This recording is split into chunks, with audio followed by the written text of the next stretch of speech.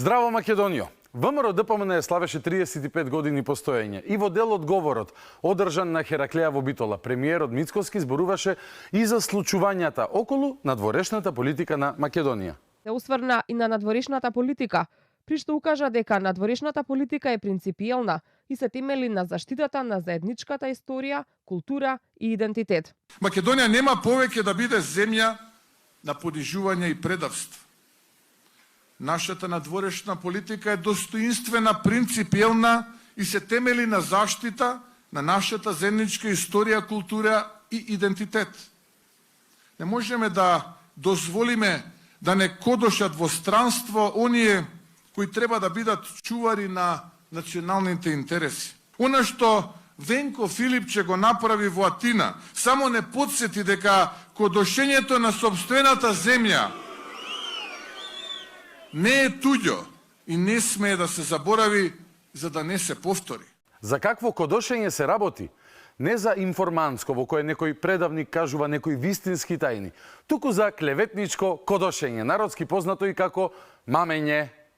Prespa agreement solved multi-decade issue between North Macedonia and Greece and allowed North Macedonia to become a NATO member.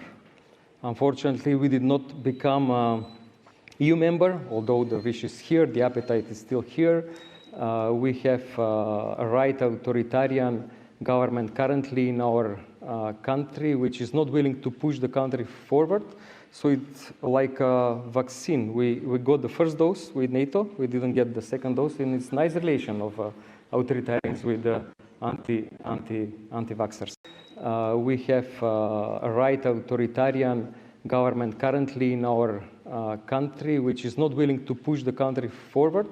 Отишол Венко на забавата на Заев и Ципрас и решил да ја кодоши Македонија, дека имала авторитарна влада. Од каде е тој заклучок еден го спознае. Она што може да го предпоставиме е дека по старите проверени рецепти се подготвуваат да ја наречат кај да е власта дека е режим и со старите песни да тргнат во борба за власт. Нарекувај ги противниците режим, нуди им се на странците како танчерка во велешта, злоупотребувај трагедии и ветувај дека ќе ги разоткриеш кога ќе имаш шанса. Колни се пред народот дека нема да правиш зулуми и ветувај со рачето награди. Веќе видено, луѓе, веќе проверено, ретардирано, кодошка работа и кодошлук кој има традиција. Охридскиот рамковен договор не е доволно. Мора да одиме преку Охридскиот рамковен договор. Ако сите се скарани со Македонија, проблемот е во Македонија. Ако сите се скарани со Македонија, проблемот е во Македонија.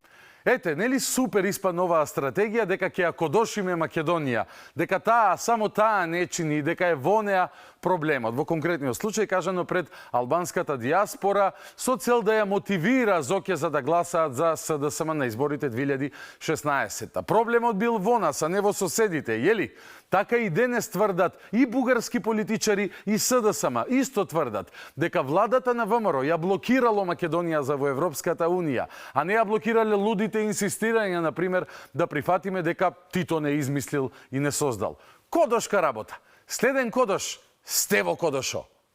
But following the polls, one might conclude that the current opposition, might take the power after the 8th of May parliamentary elections, and that's going to be for sure a period at the end of that very long sentence speaking about European Union integration. This statement will be disliked by Macedonian opposition, but that is the truth. As a matter of fact, they are not offering any alternative plan to what we have today on offer on the table. Ете, во очајнички обиди за алармирање пред каде, ако не пред меѓународната, нели лани пред изборите, дека СДСМ тоне, ама ако ВМРО дојде на власт, тешко ќе им проаѓаат барањата на оние кои Стево ги нарекуваше љубави. И екс-председателот ја кодошеше опозицијата пред светот. Божем, на избори гласаат светските лидери, а не македонскиот народ кој сам одлучува за својата судбина. Еве уште едно кодошко поведение од една ужалена фаца, која ова може да го протолкува и како албанофобија. За мене ми е важно тоа што го кажува самиот Кристијан и мајката на оштетениот, дека е тоа поради и манифестирање, изразување на етничка припадност или обележја, покрај тоа што сторителите кажуваат обратно дека имале претходно некакви си разлики. Мене ми е важно тоа што ќе го каже оштетениот и тоа што ќе го кажат родителите. Ние ги охрабруваме бугарската заедница да се организираат во клубови, да отвараат што повеќе клубови. За случајот со Пендиков на Бујар Османи, тогаш МНР, важно му било што велеле Пендиков и мајка му. Тоа е оној случајот во кој некој го надрвари Пендиков во Охрид, а бугарската држава побрза тој инцидент да го прогласи за последица на етничка омраза. Иако тепачите тврдеа дека имале претходно други нерасчистени работи со Пендиков. Сепак важно му било на Бујар што тврдел Пендиков, а не другите што тврдат. Деновиве Бугарија го прави речиси истото и со Љупчо Георгиевски од Битола, оној основач, фан, председател на клубот Ванчо Михајлов, кој малку е затворен. Условната казна за него на суд била резултат на дискриминацијата на бугарите во Македонија, вели бугарската држава. Може ако Бујар беше министер ден-денес, ќе најдеше начин да сочувствува со бугарите и на оваа тема. Ама не, животиште. А сега еден архикодош. Националиста на Булгарија. Нунка патор визит пълни на Булгарија го пара ведвителе. Пикришт пара се зидат проблеми на пален греке. Киште да палят греке укрпуван пар дидме, че Булгарът нун ситуат пара зидат са проблеми, парчоше не е, да мас хапин чърще Булгарът, потом бидат проблеми на греците. Пален грек. На кът кога? Под унин такуар на авторитетот лартат штети. Президенти, кралистри, министри, јаштан кретари на Булгарија. Говориам такуар на партит националист. Партит националист. Чежен не шум диким, тек авторитетот штети. А дини си на тоа всичко бугари. Преđitniom Bulgarami, no како Македонец. Виштерниот попол си е хора. Де киште да палят греке укрпуван пар дидме, че Булгарот нун ситуат паразиве са проблеми, парчоше не е, да мас хапин чърще Булгарот, потом бидат проблеми на греците. пален грек.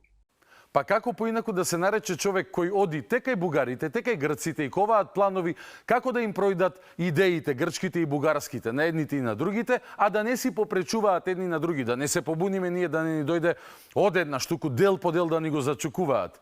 Во исто време, идеите и интересите на Македонија и македонските граѓани никој не ги есапи. Така, кодошлук со традиција. Мејдин, како до сега, коалицијата. Еве како третираат наши кодоши по други земји, by the way. Και ναι, είμαστε περήφανοι που πιστέψαμε και υλοποιήσαμε με όποιο κόστος την ιστορική συμφωνία των Πρεσπών.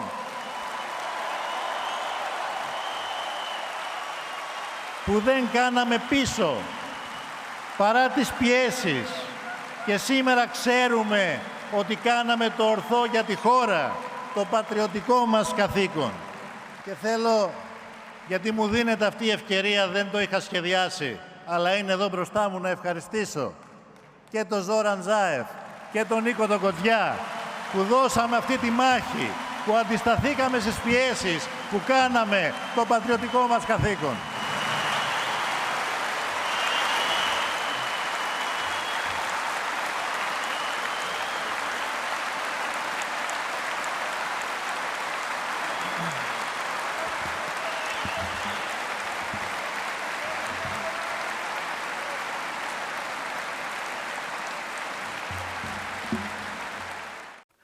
Ете како народот во земјите во кои сме кодошени ги третира кодошите. Тој со пелената на уста до Заев е Венко Филипче, да, кого Заев го беше земал со него како верна дружка. Сега, може ли да се подсетиме кој е тој патриотски чин за кој Ципрас го пофали Заев, а цела Атина му аплаудираше? Was it the right time? not only was it the right time, but if we did not do it then things could have gone sour, not only mature, because 6 years later, things have changed a lot. And now, when looking at what is happening at our wider neighborhood, there is a conflict in the war being waged in the north and another one in Gaza. So I wonder if today, at a moment when even Scandinavian countries, Sweden and Finland, wish to join NATO, what would our pressure on this country, irrespective of the government in power, we would be receiving pressure for us to accept the name, the constitutional name of our neighboring country. Па како да не му аплаудира цела Атина на Заев, кога Ципрас вели дека да не беше Заев тогаш и да подпишеа Преспански договор. Денес, поради геополитиката, ќе мораше да ја примиме, вели Македонија, во НАТО под уставното име. И пофалбите не завршија тука. The reality is that this country's constitutional name is North Macedonia. It is recognized as North Macedonia in the world. I recall that before the agreement, 90 countries recognized it as Macedonia. Now it is recognized as North Macedonia. Не 90, мислам дека 134 кусур земји имаа признато под уставно име. Ама дојде Заев со рачето, па Никола Димитров со рачето и подпишаа промена на името. А знаете што рече таткото на Никола Димитров на времето за оној кој ќе го промени името? Да му се исуши рачето. Наместо рачињата кои се научени да земаат, се исуши Преспанското езеро. Ама останаа рачињата со аплаузите од Грција за славниот Зоран Заев. Славни беа комуњарските кодошења и во Бугарија. И тоа славени беа од најголемите бугарски националисти. Еве, на еден апсолутен негатор на Македонија не му се ни веруваше дека се родил, дека постои човек како Зоран Заев. Мислех, че няма да го доживея този ден, когато един македонски политически деец на Скопие публично заяви, това беше преди месец, и това беше господин Зоран Заев, който го каза, че български и македонския народ са едно и също нещо. Аз сакам да изпратам порака до сите граѓани на Бугарија. Ние сме братски хора, същи народ. И сега ще подпише договора. В договора има една клауза, която изглежда на пръв поглед безобидна. Но тя, ако се изпълнява, договора първо да се подпише и след това да се изпълнява, както казват някои мои приятели, защото има разлика между подписат договори и изпълнението му. Но ако се изпълнява, това означава край на македонизма и наистина превръщането на Македония в една втора българска държава, не така. Взривно, но постепенно. Во шок беше еден Божо Димитров, еден од најгласните негатори на Македонија и македонците. Уште пред тоа да стане меинстрим, а тоа стана меинстрим, особено после подпишувањето на договорот за заедничка историја. Кодошење со традиција. Да ве вратам сега назад во Атина и кодошењата на Македонија таму. Дури и небото им го даде Зоран во наплив на емоции. Иако ни според Преспанскиот не треба нашето небо да се нарекува Северно-македонско небо. Ама, што не може бе? Се може кога е Зоке расположен да дава. Во моментов на конференцијата во Атина говорат двајцата поранешни премиери Зоран Заев и Алексис Ципрас. Заев, говорејќи пред малку, направи грешка со придавката Северна, па беше исправен од домакините. Гледаме дел од тој момент. Three memoranda in the parliament is, first is memorandum that Greece accept the honor to cover Macedonian airspace from Greek air forces. North Macedonia. Right. Honor to cover Macedonian airspace from Greek air forces. North Macedonia. Right. Ете, тие имале чест да го чуваат северно-македонското небо, север да те однесе. И небото беше накодошено од овој човек. Од деда му можда му е оставштина, наследство, и му го оставил за да може да го раздава. Се што оди по земја и се што лета на небото, да си го раздаде Зоке вака. За коските на оние кои се во земјата не прават муабет. Тие први беа ставени на тезгата на пазарот во Горњи Милановац. Инаку, минатата година во Атина, каде се случуваше ова што го гледате, Зоке го беше земал со себе директорот на фондацијата Заев, кој после неколку недели го направи председател на СДС. I would like to welcome the former Prime Minister of North Macedonia, Mr. Zoran Zaev. His colleague, his partner, Mr. Venko Filipče, and his team, and thank them for the excellent collaboration that we have.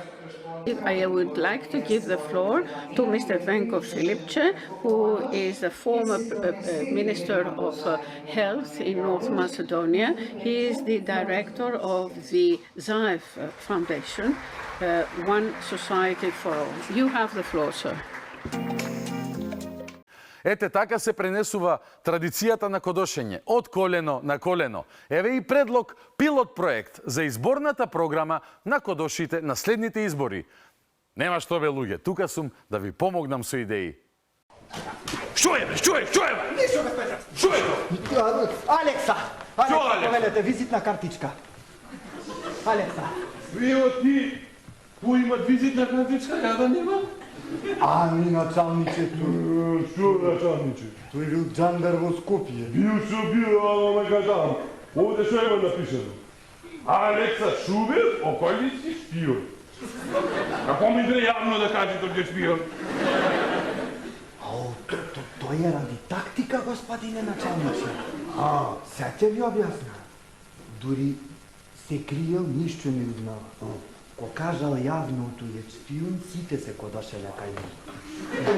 Сега ќе отворал кодошилница. Со биро кодошилница. И те ти добар ден, јас су Стојче. Шта прави Стојче, Аренсу? Шта сакаш да го накодоша перо? Краде со мен ти перо. Нели? Добра идеја. Не е штедилница, знам, ама па историјата покажа дека очигледно и од кодошилница може добро да живеете. Сакате уште малку видео од кодошилницата на комуњарата? Ајде, знам дека сакате. Со обидот да се промени и извитопери целата наша историја, со превзимањето на светска, балканска и туѓа историја, како наша, например, и без водење на грижа за како тоа влијае кај соседите, се предизвика состојба да буквално бидеме скарани скоро со сите соседи со кои што сме обкружени, со обидот да се промени и извитопери целата наша историја, со превзимањето на светска, балканска и туѓа историја, како наша. Здраво, кој си ти? Зоран. Што сакаш, Зоран? Да ја накодошам Македонија.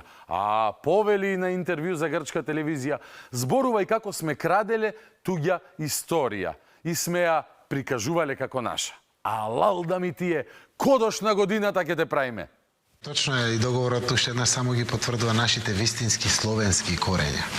И тука е различноста помеѓу македонскиот народ со словенско потекло и во македонскиот грчки народ, кој што дефинитивно има античко потекло со хеленистичка историја. И правиме убава дистинкција на различности овде. Бравос! Сте направиле убава дистинкција со различности. Ајде да видиме сега една сцена од македонскиот народ во Грција кој имал античко потекло и хеленистичка историја различен од нас. Село Баница, Егејска, Беломорска Македонија.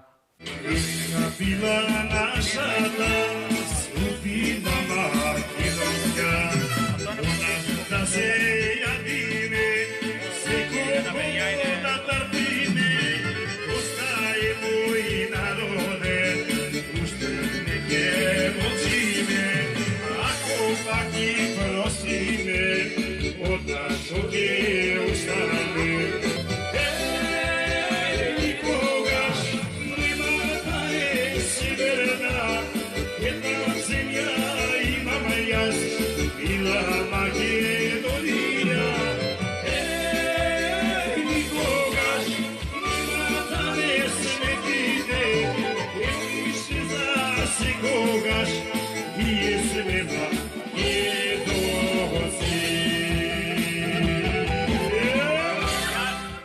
Добра дистинкција направивте, Зоке, браво, јас ви честитам.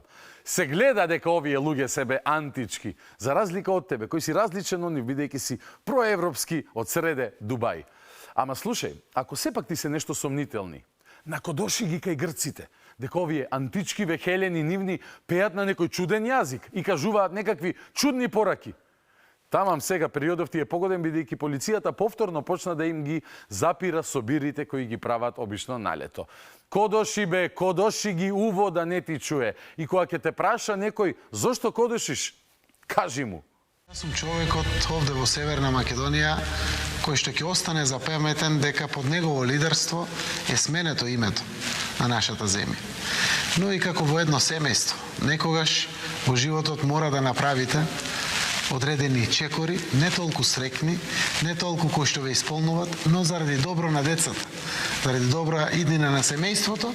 Па да, заради добра иднина на децата, на семејството. Ама на твоето. Нас не внесе во Европа, ти се изнесе подалеку од онакви ретроградни песни, какви што пеат овие накодошениве антички, и се однесовте со другар ти Венче не баш во ЕУ, каде што не фрли нас 100 пати. Поздрав од Дубај!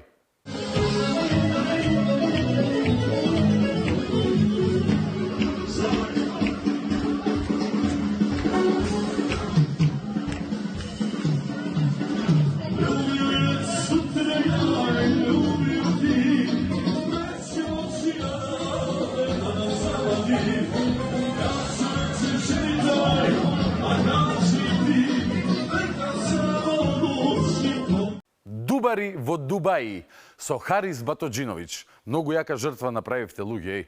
Заслужено бе. Па кога ќе го зачуваш идентитетот, кога ќе отвориш преговори со ЕУ 100 пати, па како да не се слави животот во Дубај. Патем на оваа снимка и оној бизнисмен кој раскажува дека бил дел од сделките за јаглен заедно со кајвицто и чиј джип возел Венко Филипче. Ама обвинителството уште е како девица, недопрено од овој глас. Сепак, тоа е друга тема. Денес сме на тема кој, каде, како кодошел. Мицковски го обвини Филипче, а Филипче многу јако се одбрани. Тоа што Мицковски пробува да воспостави авторитарна диктатура во Македонија и тоа што на меѓународна сцена беше откриена таа негова намера, не е кодошење, туку патриотизам. ВМРО, НОП и АСНОМ се генеза на борци против диктатура, авторитарни режими и врховисти. Да се биде авторитарен значи да се биде врховист, а никако патриот. Врховизмот во начинот на владење на Мицковски е најголемото предавство кое може еден македонец да го направи. Слушате ли, мили мои браќа македонци, што било кодошење, што не било кодошење, што бил врховизам? Леле, од кај да почнам? Ај од почеток. Да го слушнеме ова истово, но овој пат од медениот вокал на СДС Богданка и менјачката Кузевска. Некако подраматично е кога е кажано во живо. Сепак ова се истите зборови на Венко Филипче. Тоа што Мицковски пробува да воспостави авторитарна диктатура во Македонија и тоа што на меѓународна сцена беше откриена таа негова намера, не е кодошење, туку е патриотизам. Значи, кодошите со традиција велат дека тоа што на меѓународна сцена си ја кодошат владата со лаги инаку, дека пробувала да воспостави авторитарна диктатура, ни помалку ни повеќе, диктатура рекоа. Тоа било патриотизам, да им се жалиш на грците дека диктатура ќе имал во Македонија. Се сеќавате на почетокот кога реков дека кај да е режим како термин ќе го вратат во речникот, во комуникацијата, за да си тераат по старите проверени рецепти. Епа чекор напред отидоа. Диктатура се воспоставувала. А тоа што тие кодошат било патриотизам. Немој, не ме радуј еј.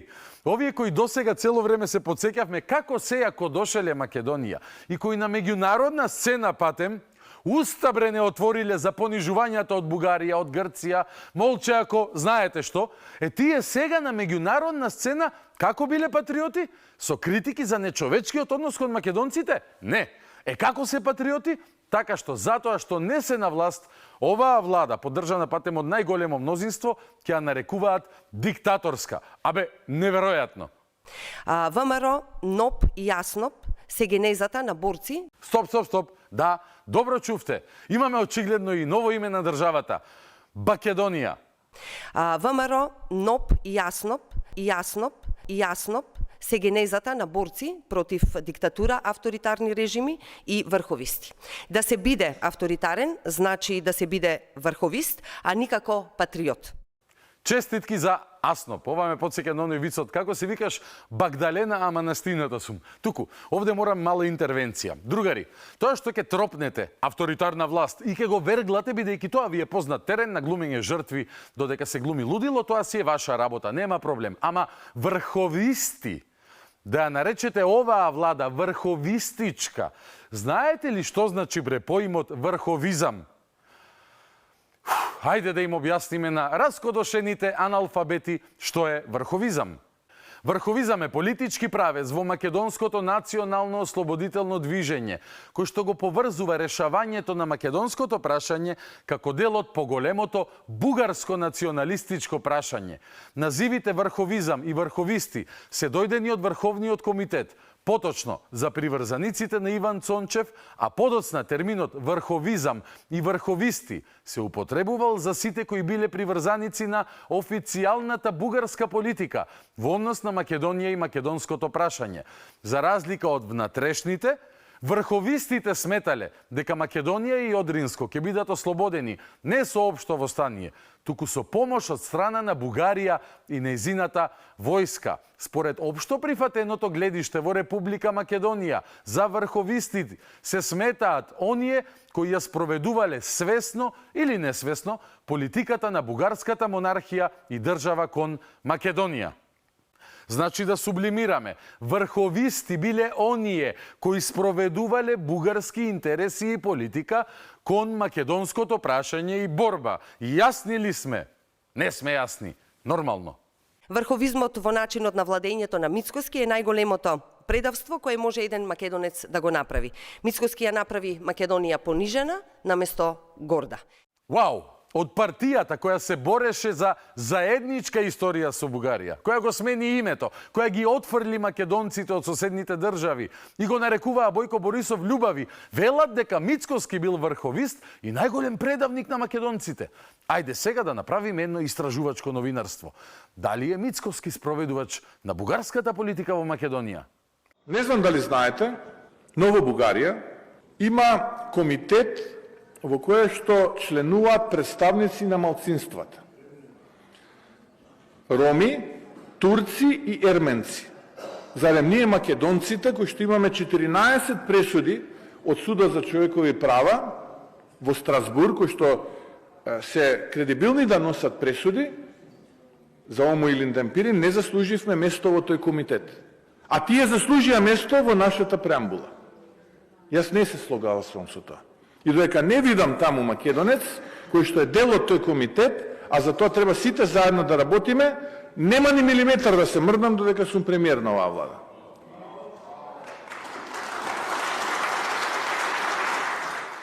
И, што викаш Богданка? Што е ова? Чист врховизам, нели? Чисто спроведување на бугарските интереси. А сега ќе ви пуштиме и патриотизам, и бранење на македонските интереси. Да, ние за това се противопоставихме в договора да е записано споделена история. Тя не е споделена, тя е обща история. В договора е записано, че имаме обща история, не споделена на нещо, което паралелно е вървяло едно до друго, обаче са били различни. Нямало е разлика в миналото. Това е обща българска история. Оти ние немаме споделена историја, немаме ни вкрстена историја, имаме заедничка историја. И тоа е заедничка. Сакам да испратам порака до сите граѓани на Бугарија. Ние сме братски хора, същи народ. Браво! Многу патриотски, многу некодошки, скроз неврховистички. Не е лижење во бугарски петел врховизам, туку според СДС ова било врховизам. Според Мицкоски тоа е јасен доказ дека суштината на проблемот лежи во признавањето на македонскиот идентитет, а не во внесувањето на бугарите во македонскиот устав. Јас очекувам тогаш да помине. Ако не помине, ако повторно се одложи, тогаш треба македонските граѓани да се свесни дека не неколку стотини македонски граѓани кои што се дел од бугарската земјица кај нас да бидат дел од нашата преамбула, туку македонскиот посебен вековен идентитет и македонскиот јазик. Тоа е суштината, тоа е проблема. Се останато нема никаква врска со реалноста и нема никаква врска со она кое што ни окажуваа политичарите во минатото. Или се политички аналфабети и ништо не разбираат, или брутално и грубо ги лажат граѓани. Ау, како врховизам! Немојте така, премиере, за патриотите, кои подпишаа работи, за кои секој ден од Бугарија ни велат, па сажаляваме, вие прифативте, вашата влада подпиша, мора да ги спроведете. Славени се во Бугарија кодошите, комуњарите и како досегашните со нивните патриотски потези. Ако станува збор, се разбира за бугарски патриотизам, така и се патриоти. Инаку се работи за чист врховизам. Да ги разјасниме поимите уште еднаш. Врховист е човек од Македонија кој работи во спроведување на бугарските националистички интереси и политики кон Македонија. Што е врвниот бугарски интерес во моментов? Да го смениме уставот, за после да роварат преку квази човековите права на идентитетски теми. И кој е кај нас врховист? Тој кој инсистира да се послушаат нивните барања и да биде спроведен нивниот интерес. Така ли е, Бевенко? Земам лична одговорност. Да превзем целокупната одговорност и целокупниот терет. Па дури и по цена на мојата политичка кариера, за да ние ги направиме уставните измени и да ги отвориме преговарачките поглавија со Европската Унија. Доколку владата смета дека тоа може да го искористи, јас стојам на располагање. Да се биде. Земам лична одговорност. Да превзем целокупната одговорност и целокупниот терет. Па дури и по цена на мојата политичка кариера, за да ние ги направиме уставните измени. Значи да се биде врховист? Според бугарската продолжена рака во Македонија, врховисти биле оние кои се противат на бугарските антимакедонски политики, а тие биле патриотите. Ама истите луѓе мислат дека ние сме идиотите. Луѓе, за набајачка сте, жими све. Ајде, доста е со нив. Одиме на разговорот во студио. Вечерва на идентитетски теми, токму така. И гостин ќе ни биде Илија Димовски. Ќе биде многу интересно. Останете со нас. Започнуваме веднаш.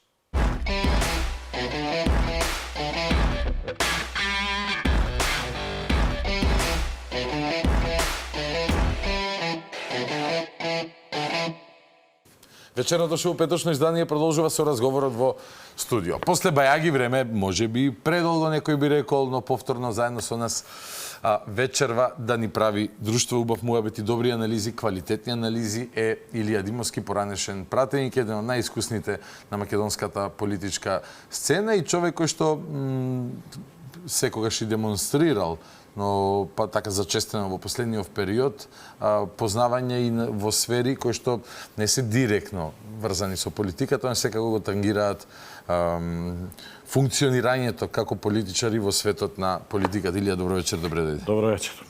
Во право сум или не? Може ли со политика да се бави некој кој што не се занимава со... кој што нема специфични познавања на историјата, историските процеси?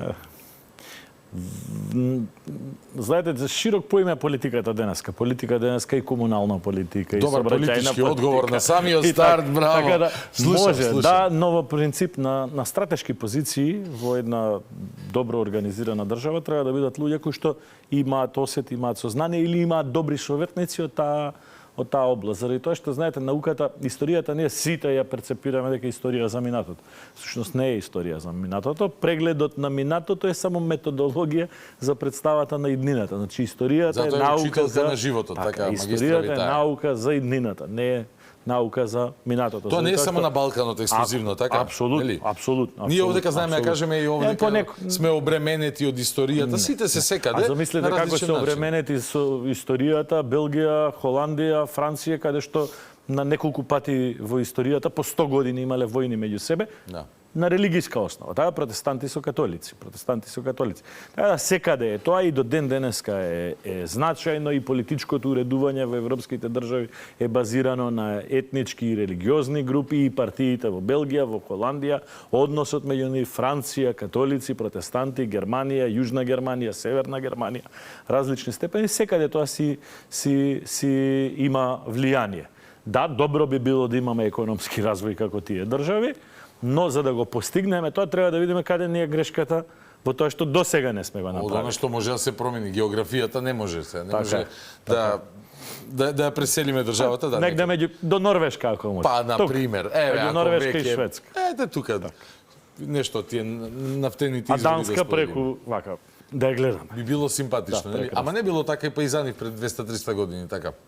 И тие си во одредено време, кога таму малце поварварски се живеело, и тие си викале да може да се преселиме некаде. Долева цивилизација, кај Рим, кај Атина, кај Тебак, од каде што потекнуваат демократијата, културата, да. Ете, секој со својата тежина. Сакам вечерва да поразговараме, сега да кажам повод, а не причина, е еден серијал на кратки текстови анализи. Јас ти се знаеме повеќе од 10 години, сме разговарале на милиарда теми, меѓутоа, еве, јавно и за пред јавноста, како што ги имаше сублимирано и срочено, а се поврзани со приказните од историјата, кои што денес па и ни се политички наративи формулирани како некакви бариери кои што треба да ги надминеме, исчекори кои што треба да ги направиме. Не знам какво се ги вика во како до сега времето, со какви хвалоспеви, нели, Маричич, Ковачевски, Бујар Османи особено, нели, знаеа да ги ублажат тие процеси кои што во суштина задираат во македонскиот национален идентитет. И јас овде дека во оваа емисија врт за врт месечно, дали еден, дали двајца, и најчесто Бране Светозаревич или Стојко Стојков, фантастични научници, ги имам и разговараме за процесите, нели, од минатото, па јас дури тие зборуваат, се обидувам да ги транспонирам во денешно време, да правам паралели и аналогии. Денес нема да е така, нели, ти ќе ги правиш паралелите, аналогиите, јас јавноста ќе слушаме, но во суштина живееме во време во кое што повторно, директно, најдиректно, без никаква задршка веќе, нели, не се крие ни нашиот најдобар сосед дека сака да ни буричка, да ни задира во националниот идентитет. И овој разговор го правиме на 3 дена после годишницата од неславниот Преспански договор, во кој што започна сега најпоследната тура на задирање во нашиот идентитет. Една од во ведната реченица во првиот текст твој пред колку месеци и пол, така некако мислам дека беа почетокот на мај, вели вака: градењето на народен, самосвесен идентитет. Пришто да нагласам, не ми е целта сега ние да докажуваме имаме или немаме идентитет, туку да ги објасниме процесите логички, за да подобро ги разбереме нелогичностите во сегашноста. Велиш, градењето на народен, самосвесен идентитет и градењето на политичките нации се два различни процеси, особено во македонскиот и балканскиот историски контекст. Ние тоа, за жал, не го разбираме. Мислиш на добар дел од општата јавност. Повели. Прво би сакал да потенцирам дека денеска живееме во време на хиперинформираност. Значи имаме мобилни телефони, таблети, компјутери, има пристап до најдобрите светски библиотеки, можеме да даунлоудираме PDF формат на најдобрите светски историографски книги, така натака. Но зборуваме за контекст историски кога сето тоа го немало. Така зборуваме за контекст кога денеска имаме над 90% писмени луѓе, можат да прочитаат 95, 99 и така натака. Тоа имало 0,1% писмени луѓе. Тоа имало 0,1% и тоа најверојатно било во 10 села еден човек, дали даскал, дали поп, па некогаш и поповите не биле писмени. И денес се информирал за процеси од пред 200 години, зашто тогаш се пишувале историите. Нели има такви примери низ историјата. Така. Кога во 13 век пишува за случувања во 11 век пишува за не, во 10 век претпоставуваме дека во 10 век пишува заради тоа што книгата ја наоѓаме во 16 век, а пишува за 4 век. Да. И тоа не е официјален историски извор кој што го тангираме крајно сериозно. Без контекстот да го разбереме. Но ќе навлеземе понатаму. Значи што ми е битно да кажам дека во принцип ние денеска кога живееме во една хиперинформираност, ние сме субјект врз кој што се врши манипулација на неговиот идентитет. Низ Преспанскиот договор апсолутно, но и секојдневно низ тоа во Европскиот парламент не дискутираат дали ние сме македонци или не сме македонци, дали нашиот јазик е од вчера, од завчера, од пред 7 години, од пред 70. Значи сега кога сме хиперинформирани, кога имаме Академија на науки, кога имаме филозофски факултет со сите потребни истите наративи од пред 150 години. Така е. Кога имаме наши луѓе во најбитните научни центри низ Европа, кога имаме лексичари, јазичари, историчари, кои што знаеме Византија, знаеме Среден век, знаеме Антика, знаеме... Но и се уште живи луѓе од пред 44-та. Денеска тоа ни се случува. Ова го кажувам за да луѓето размислат што значело неинформираноста и неписменоста на населението во контекст пред 100, 150, 300, 500, 700 години и како сите тие извори на историографска вистина кои што некогаш нас ни се сервираат, може да настанале или настанале во контекст кој што си има своја применета цел, како што и денеска настанува пропаганда. Иако сме писмени. Така е. Така. Владимир Путин пред да ја нападне Украина раскажуваше историски приказни за 13 век за кралот таму Владимир Јован, не знам како им се викаат, небитно. Сега, тоа е првата работа. Втората работа, ние како општество, за жал, заради тоа што сме млади, недоволно имаме самодоверба кон нашата историска вистина, понекогаш успеваат да станат звезди екстремно видливи платеници на тугите историографии во Македонија, по медиуми, по подкасти, по така натака. И ние стално имаме еден недостаток на самодоверба, да го сватиме контекстот дека некои од наративите нас ни се наметнуваат вештачки. Ни се наметнуваат наративи кои што ние ги прифаќаме како апсолутни вистини, и од тука влечеме заклучоци и наметнуваме недостаток на самодоверба кај нашето население, кое што вика, добро, може би некогаш нешто знаеш, сега ние се формирале нациите, па пред тоа не сме или не може били, ние така да сме толку големи, си викаме, нели? Да. Оној друг комплексна ниска вредност кој што е врзан со... Без да навредувам, ќе употребам термини, но Солун денеска е доминантно населен со луѓе кои што потекнуваат од Анадолија или од Понт. Така е, факт е тоа. Тоа е на неколку илјади километри од Солун. Сега тие денеска тоа население во Солун денеска има право себе си да се прогласува за наследник на Александар Македонски и тоа население од Солун нас не вика, вие немате врска тука, а на нас фамилиите сите ни се или од Битолско, Прилепско, Костурско, Охридско, Струмичко, Воденско и така натака. Тоа е територијата на најстарата граница на Македонија. И не памтиме дека од некаде од друго место ни потекнуваат фамилиите. Така. И сега и ние тука пак имаме недостаток на самодоверба. И ние викаме, ама знаеш, грците, шо грците? Значи, повеќе од пола од населението во Грција денеска не потекнува од Европа. Потекнува од Малазија и е доселено во последните 100-150 години. Да ми после или ако сакаш сега и за митовите како се гради. Не дека е тоа проблем, не дека е тоа проблем, да не ме свати некој погрешно. Не, тоа е само факт, не е проблем, не проблем. Но се факти во кои што ние се повлекуваме или во бугарскиот контекст. Сега видете, дали има нешто заедничко помеѓу нашите две нации? Има, да. Сигурно. Значи има, да. Дали ни е сличен јазикот? Да, сличен ни. И меѓу нашата и грчката нација има нешто заедничко, и меѓу грчката и албанската. Така.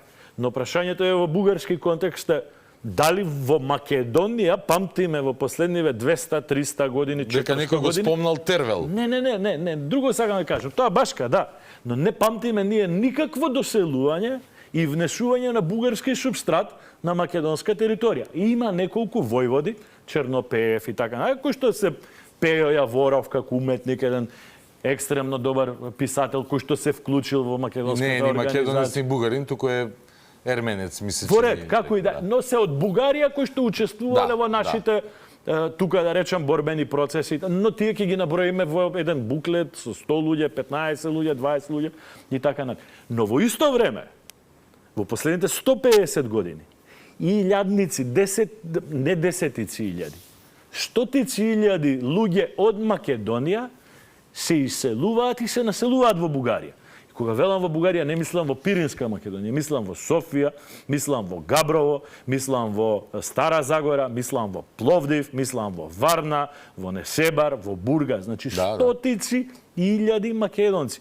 Последно што се изненадив, најдов едни податоци на некои бугарски архиви, дека семејството на Иван Вазов, кој што е роден во Самоков и се смета за најголемиот меѓу бугарските писатели, семејството на Иван Вазов во 1770 и некоја година се иселува од Костурско во Самоков.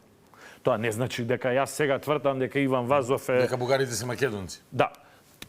И правото на дефиниција на идентитетите е на крај на криштата субјективно. И лично, но и јас како ќе ги перцепирам процесите. Но што ми е битно да кажам, дали има субстрат од Македонија, еве ќе бидам крајно екстремно внимателен и ненавредлив. Дали има субстрат од Македонија во Бугарија? Има. И сега, прашањето што го постави, да се надоврзам. Дали има песни за Македонија во Бугарија? Да, масовно, така. Дали има песни за македонските војводи во Бугарија? Да, масовно. Тоа население ги пее тие песни. Дали има право да ги пее тие песни? Да, пошто тие песни настанале пред нивните предци да се населат во Бугарија и ги однеле со себе во Бугарија. Но кај нас нема. Ние не пееме за Видин, ние не пееме за Русе, Така е. Ние не пееме за Раковски, не пееме за Левски, не пееме за Стефан Караджа. Омуртак. Така, не, еве, во поновата историја, луѓе кои што се бореле против Отоманската империја, ви набројувам, кои што како движење се некои 50 на 30 на години пред формирањето на нашата внатрешна организација. Ние немаме песна за Иван Караджа. Така е. Делјо Хајдутин, така едно најубавите, најпознатите бугарски песни кои што има на цедиња, кои што се пратени Voyager во вселената и така натака. Ја нема кај нас таа песна. Прекрасна песна е, многу убава песна, но ја нема таа песна. Зошто? Заради тоа што нема доселување. Нема бугарско доселување и субстрат на македонска територија. И нема има пренесување иселување од Македонија кон Бугарија. И затоа ние кога би пуштиле бугарска телевизија, гледаме македонски песни. Дури и на ниво на политика го има, тоа ќе го продискутираме. Зошто таква стратегија заземаат тие, ќе споредуваме со грците. Да го завршам, да го оформам прашањето, да се обидов малце пошироко, можеби претора. Ако, тамам. Нас ни се наметнува теоријата дека политичките нации се создаваат доцна и дека ние како македонци се создаваме доцна. Во исто време забораваме да читаме низ книгите кои што професорите кои што ги спомна Светозаревич и Стојков многу перфектно ги имаат собрано, единитирано дека нас и во 19, во 18, во 17, во 16 век имаме стотици и стотици записи во кои што луѓе од Македонска каменица денеска, од Костур, од Скопје, од Солун се прогласуваат и себе си се представуваат како македонци во различни контексти. Така, некои книги пишува, некои има печатници, некој ова, некој она, и сето тоа е евидентирано. И сега ние влегуваме во една замка во која што велиме, добро, ние како држава последни сме се формирале, можеби и стварно како некаков идентитет сме последни. Не сме последни, заради тоа што народниот идентитет, да, трпел разлики и малформации.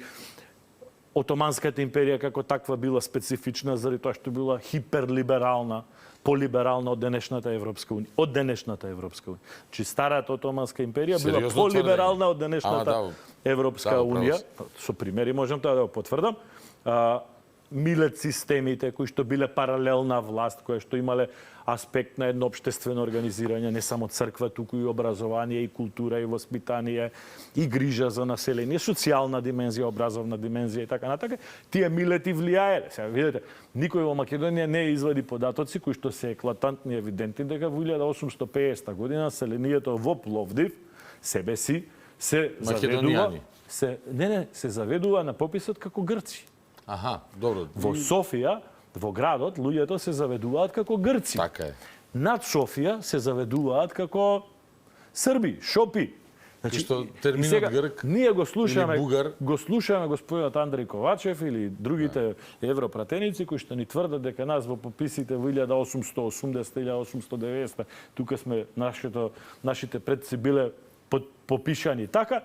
И никој не се најде да му каже, чекај, дечко, извиди, ама вашето население во 1850 година беше грчко. Бидејќи зборот бугар има пеоративно значење. Ако ти ја применуваш за мене логиката дека милет системот е еквиваленција на национален идентитет или на народен идентитет, тогаш и јас ќе ја применам истата логика спрема тебе. Ако ти ми бараш во некакви квази-историски комисии да го верифицирам фактот дека во 1880-1890 година пописите биле такви, ја ќе побарам да го верифицираш и ти тој факт само 20 години предходно, пред да дојде Руската империја на Балканот и да ти формира црква и држава. Сега, во однос на формирањето на идентитетот е долготраен, многу вековен. Значи, идентитетот се збир на културолошки белези. Идентитетот е дома. Песните од бабати, од дедати. Да. Митовите, приказните, тоа е идентитетот. Имено. Значи, се друго е значи, нема историографија во светот и во вековите назад, која што не е поврзана со државите. Така Историографијата е нешто што не се продава на пазар. Никој не ја купува. Нема вредност во смисла на комерцијално преживување во времења кога не постојат институции.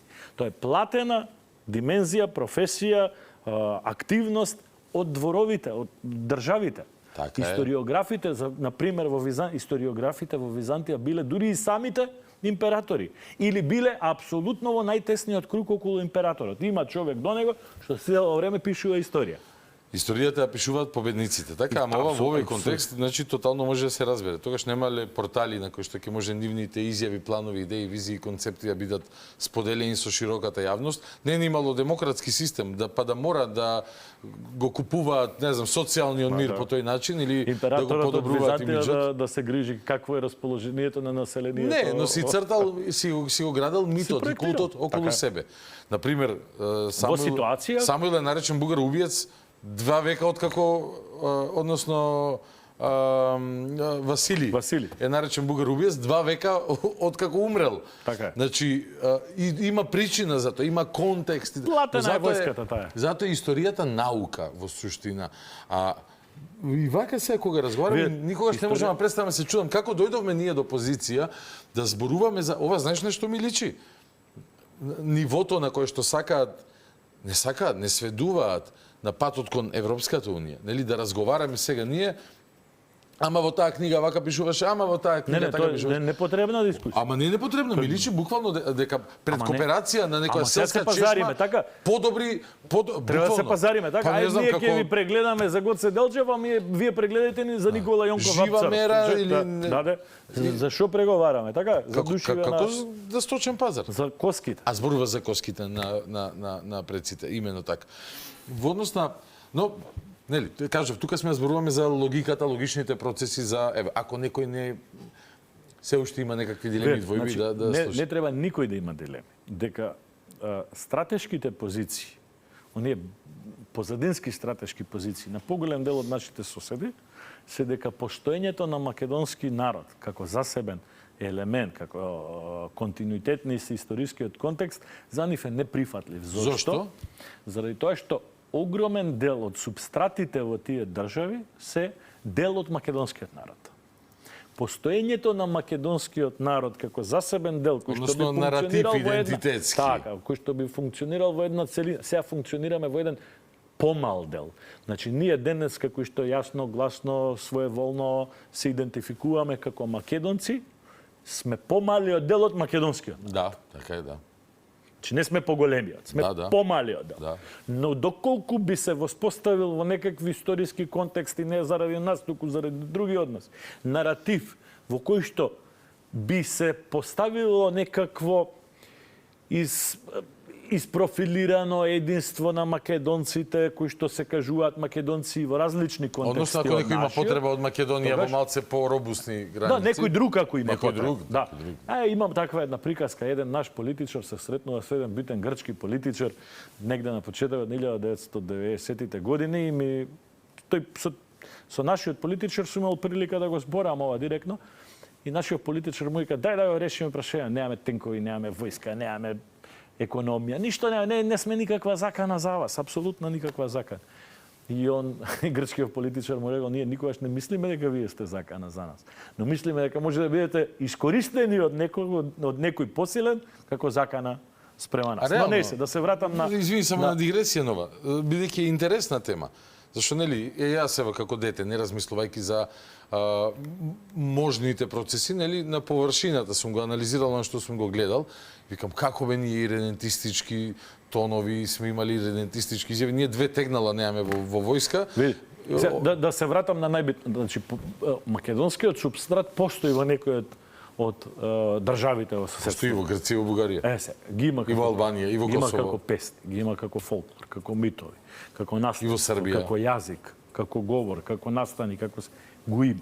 Доколку тие држави прифатат и признаат дека македонскиот народ има свој континуум низ историјата, како што МАНУ, МПЦ и универзитетот нели наметна една декларација и собранието е прифати како таква. Доколку тие држави го прифатат таквиот контекст кој што ние го чувствуваме за таков, тогаш тие имаат внатрешен проблем во смисла на градењето на нивната национална приказка, нивниот национален субстрат. И од тој аспект постои еквиваленција во односот спрема Македонија. Постои еквиваленција во односот спрема македонскиот народ. Од тој аспект не постои надворешна политика на Бугарија спрема Македонија која што не е во координација со Грција. Не постои потек на бугарската влада спрема Македонија кој што не е во координација со Грција. Колку е сега и тука Богдан, иронијата доаѓа и ние можеме во секој момент на нашите блиски пријатели од Софија да им кажеме: добро, вие нас не прогласувате за браќа, за ист народ, за еден народ, така натака, а за нас не се координирате со нас. Туку со Грција. Се координирате со некој кој што не го говорат нашиот јазик сега, нели во наводници, како прашал. Сакав наслов само да ти прочитам еден од 17 јуни. Мицотакис на средбата на Билдерберг жестоко ги бранел бугарските позиции за Македонија. Апсолутно. Ја не сум изненаден, јас сум ти изборувал тука. Се сеќам и она слика кога ти ја коментираше 2016-17, не, Рама, Вучич, Мицотакис и некој од Бугарија, Бојко Борисов. Така нешто. Да, ја имав на Фејсбук, но и во друг контекст. Постојат информации дека пред секој потек на бугарската држава, вето или било каква одлука во спрема Македонија, грчкиот амбасадор е радо виден гост во канцеларијата на бугарското министерство. Не велам сега тоа, така, но постојат такви информации.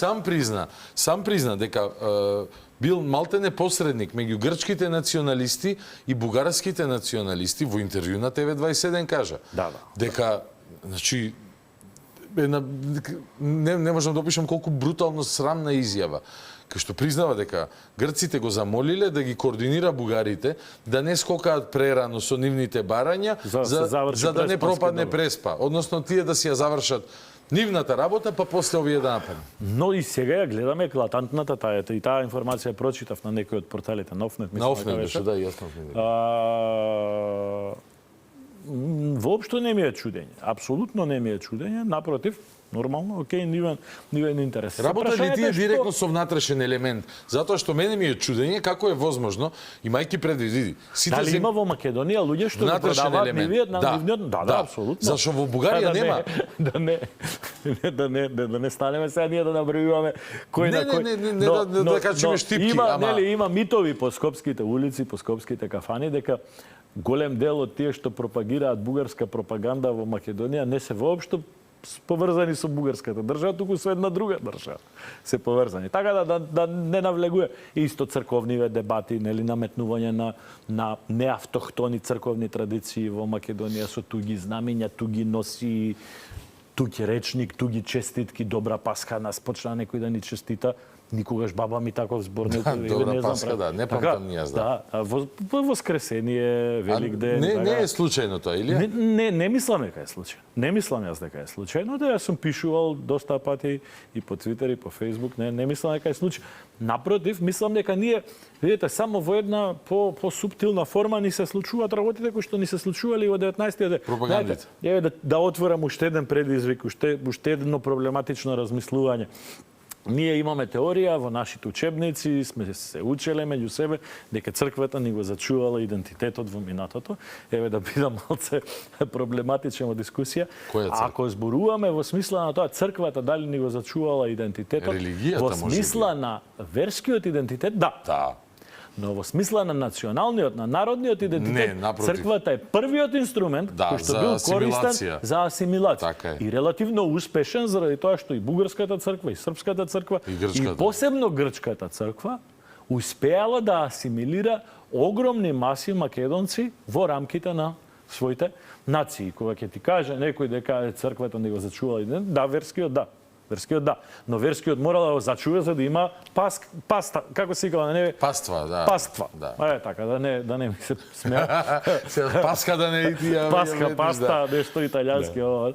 Значи да има, тоа екзистенцијална потреба на црква. Но дали не менувала и видите, војната дали во нашите цркви ќе се пее на македонски или на славјански, како сакате, или на грчки, била ради тоа кој ќе однесеш дете на 3 години да слуша во црква проповед или говор на свештеник или на владика, и ако тој постојано го слуша грчкиот јазик, и ако на него постојано му се вели дека грчкиот јазик е јазик на развиена цивилизација и така натака, ти создаваш веднаш еден друг наратив. И сега, ако мислиме дека 19 век завршил, не завршил и денеска тоа го гледаме во некои од нашите цркви и манастири низ Македонија. Истото. Ние комшиве го разбрали како, Истото. мислам, процесот кај нив и кај нас е поразличен. Да, тогаш пред 150 години кај нив имало и во Бугарија луѓе што се декларирале како грци, овде имаш Григор Прличев, така?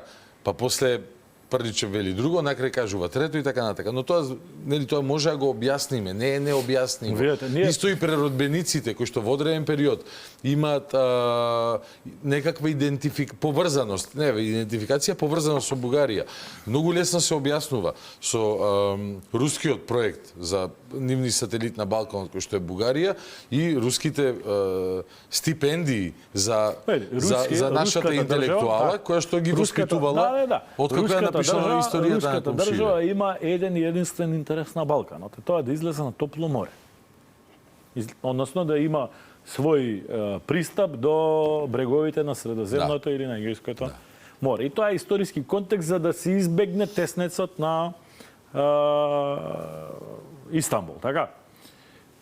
Заради тоа што Црното море единствено е поврзано. И таа војна помеѓу Британија и Русија трае со векови. Неколку века назад сите војни кои што ги гледаме во Сирија, во ваму, во таму се поврзани со тој контекст. Русија има единствен интерес од тоа. Како ќе го оствари тоа? Со создавање на некоја држава. Во едно време мислат дека тоа е српскиот контекст. Не успеваат. Не успеваат во Србија заради тоа што влијанието на Австро-Унгарија е пресилно, дури и преку писменоста која што идентификува други процеси во Србија, но да не навлегуваме таму. Во еден момент русите успеваат да си наметнат теза над себе и да спроведат една политика на создавање на една голема држава, зошто би правиле 4 држави? Кој може една. Така, која што би опфатила поголема површина. И во тој контекст, политиката на Русија во однос на Бугарија, војувајќи со Турција, била што повеќе. Така, што поблиску до морето. Што повеќе. Создавањето на бугарската држава е плод на договор меѓу две други држави. Така, договорот помеѓу Руската империја и Отоманската империја создава бугарската, третата бугарска, кнежевството прво после третата бугарска држава. И во тој контекст сите тие процеси, видите, многу од нашите преродбеници или од преродбениците во Бугарија, во Србија, во своето време и во Грција, требало да живеат од нешто. Така, сега ние ги гледаме во костим, сите. Дотерани, убави, нашминкани. Средени, убаво изгледа. Стокмени. Дуздисани. Во контекст во кој што 99% од населението преживува од земјоделие. И сега, нели, и продавница за костими на Балканот веројатно имала во Солун и во Дубровник. Така, не верувам на друго место да има. Не верувам дека во Скопје имало или во Белград имало или во Софија имало. Солун и Дубровник, тоа е максимумот што и сега, нели, во таа смисла сватате дека тоа па да отидеш до Солун, да живееш таму, да поседиш таму, да јадеш попат, па тоа патување од Охрид до Солун трае 3-4 дена со преспивање во неколку анови попат, па тоа кошта пари и така натака. И во тој контекст и прашањето и тие луѓе треба да живеат од нешто, нели? Така е, да. Така да не треба, значи, контекстот на поимање на историјата и поимање на историските извори не треба да ги гледаме низ призмата на апсолутизација, туку треба да ги гледаме низ призмата на контекстуализација во времето и просторот во кој што живеат и создаваат. Не заради релативизирање, туку заради објективизирање. Еве, да направам паралел. Ако по 100 години руската држава издаде историја на првите 20 години од овој век за Украина. Да. Таа ќе има свој формат. Да. Така, форматот ќе биде руското население под чизмата на фашистичкиот режим, на тоа ќе биде контекст. На Бандера. Сега, доколку украинската држава после 100 години издаде историја за Украина, ќе биде руската агресија, диктаторскиот режим, хордите, орките од Русија, нели, го користам речникот кој што на најниско ниво се користи за да доближи. Сега, која историја ќе е вистината? Од овие две. Која историја ќе е вистината? Ние најчесто за минатото во балканскиот контекст. Учиме преку такви истории. Учиме преку И тоа е една од двете. Не учиме од две, Богдан. Не, од една, не од две. Ние во последните 150 не преживеале двата наративи. Не преживеале. Едниот го нагазил другиот. Ние го учиме само византискиот наратив. Да. А Византија е држава која што ги окупира овие територии, која што го окупира. Ние не сме биле ромеи, ние не сме биле население на таа, ние сме биле варварои. Ние сме биле вулгарои. Вулгарои, кога викам и варварои, тоа е синоним. Тоа значи вулгарос, тоа значи варвари, тоа значи неписмени, тоа значи инородни на империја. Всичките бяха можели. Така. И нели Византија дури и населението во Босна го вика вулгарос. Ама вулгарос има едно значење, волгарос има сосема друго значење етимолошки. Вулгарос значи варвар, волгаро значи од Волга. Еквиваленцијата на тие два термини из бугарската историографија нас не се представува во контекст дека сите сме едно. Но, да се вратам на поентата. Ние низ византиската историографија наметнуваме наративи врз база на кои што градиме нации подоцна. А византиската историографија е комплетно Византиска. Така, војувала со, ние не сме ромеи. Точно. Ние сме окупирани од ромеи. Точно. Како што руската ќе е руска историја, украинската украинска. Така. И сега ние врз база на тие, тој кажал, вака напишал, не знам. Каменот од Битола, ама не знам од каде. И сега врз база на таа историографија ние наметнува, таа историографија е внесена и во отоманскиот контекст, зашто отоманите не воспоставуваат нова држава. Отоманите ја зазимаат веќе постојната држава. Во своите почетоци Отоманската империја се вика Султанатов Роум. Тие ја задржуваат државната хиерархија. И митот, нели, византискиот, ромејскиот, грчкиот, веќе грцизираниот елемент во таа држава останува владеачки.